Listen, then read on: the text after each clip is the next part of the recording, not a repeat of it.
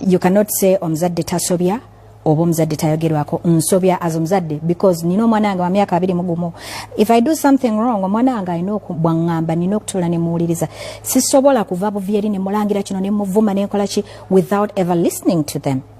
So during that time I was so tormented when I came back by my own mother, by her children, and also my father died, and then that's only 3 weeks after Japan.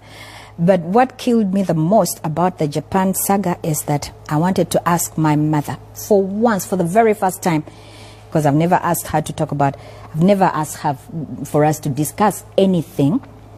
I came back late in the night, she was sleeping, I left early in the morning, she was maybe in her room, then I went again. Then the following day, I found her in the house, so I told her, I had sent you a message, I had wished we could talk about something. I had never seen her like this. She was kneeling down. I don't know if she was praying, but I don't know. She was kneeling on her bed. I don't know what she was doing. Maybe she was praying. She came out and banged the door and told me, before I even said what I wanted to talk about. I wasn't asking her anything concerning her. I was only going to tell her about the brother who said, yatise bungi nnyo bandi musibiddeyo singa baakasibye ne kasigalayo nati kyayise. So that's what I wanted to talk to her about. I was like, why are you telling me that? Do you even know what I'm going to talk about? And she was like, tombulira.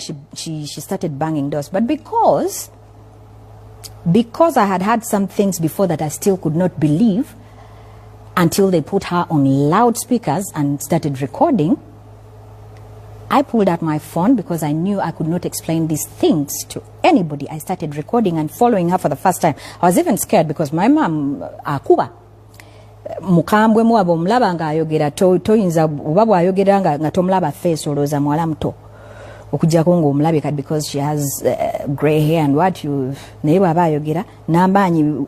When you don't see the head, you wouldn't think she's the age she is. She kept on saying things. She would go out and come back. We are in my house.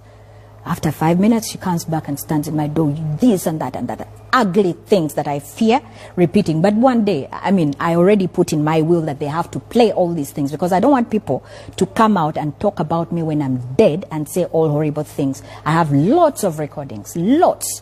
If I never talk about them, at least they'll play them for people to know. So that's the only time I ever attempted to talk with my mom to discuss anything that had gone wrong, because I have never confronted anybody. Just like I don't clear things in the papers. Even my siblings, when they say anything you've ever had, so that was the only time I thought maybe, because that went so far, I thought we'd talk about it. It came out the way it came out, and that's how I stopped talking to my mother. It's been 11 years. It's coming to 11 years. I can't look at her. I can't hear her voice.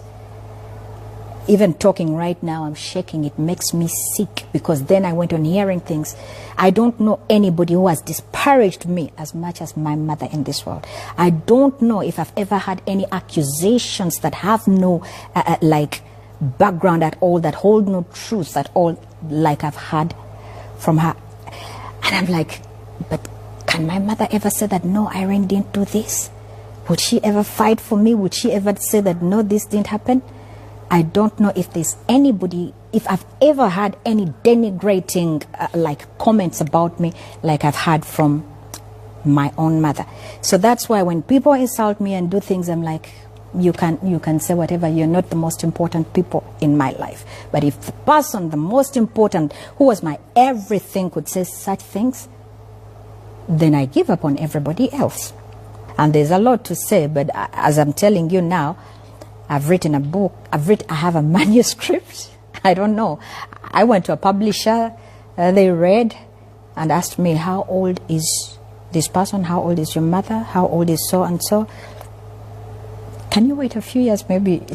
Well, this is very ugly to say. He said, can you wait for her to die? Because there are things I've had myself, there are things I've seen, but I'm not even talking about hearsay. But only things that I've had, that I've recorded, that are so many. So whatever I was talking about, I was bringing proof, I was bringing recordings. So it was horrible. But there was no way I was going to heal without maybe writing those things down. Maybe if I die, that book will be out and even the audios will be listened to, because I'm going to make it an audible book. So everything I'm talking about will be there. Things said, I have them, because things are very hard to believe when you don't have evidence.